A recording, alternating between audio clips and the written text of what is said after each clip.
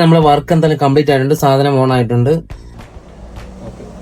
Hi friends, ഇത് നമുക്ക് കിട്ടിയിരിക്കുന്നത് സാംസങ് M14 എന്ന് പറയുന്ന മോഡലാണ്. ഇതിന്റെ കംപ്ലൈന്റ് എന്ന് പറയുന്നത് കസ്റ്റമർ കയ്യിൽ നിന്ന് തറയിൽ വീണതിന് ശേഷം ഇത് ഡെഡായി. നമ്മൾ ചെക്ക് ചെയ്ത് നോക്കിയപ്പോൾ CPU ഇഷ്യൂസ് ആണ് കാണിക്കുന്നത്. ഇത് നമുക്ക് ഓൾറെഡി കൊണ്ടുവന്നെങ്കിൽ ഷോപ്പിൽ നിന്ന് കൊണ്ടുവന്നെങ്കിൽ അൺടച്ച് ബോർഡാണ്. അപ്പൊ ഇത് മദർ ബോർഡിൽ നിന്നും ഗ്രില്ല് ഓപ്പൺ ചെയ്യുക. അതിനുശേഷം ഹീറ്റ് കൊടുത്ത് CPU റിമൂവ് ചെയ്യുക. അതിനുശേഷം നമ്മൾ EMC റിമൂവ് ചെയ്തിട്ട് അതിൻ്റെ പാഡ് മൊത്തം ക്ലീൻ ചെയ്യുക. പക്ക പെർഫെക്റ്റ് ആയിട്ട് ക്ലീൻ ചെയ്തതിന് ശേഷം നമ്മൾ IC റീബോൾ ചെയ്തതുണ്ടെങ്കിൽ അതിനകത്ത് തിരിച്ച് റീഫിക്സ് ചെയ്താൽ സാധനം ഓക്കെ.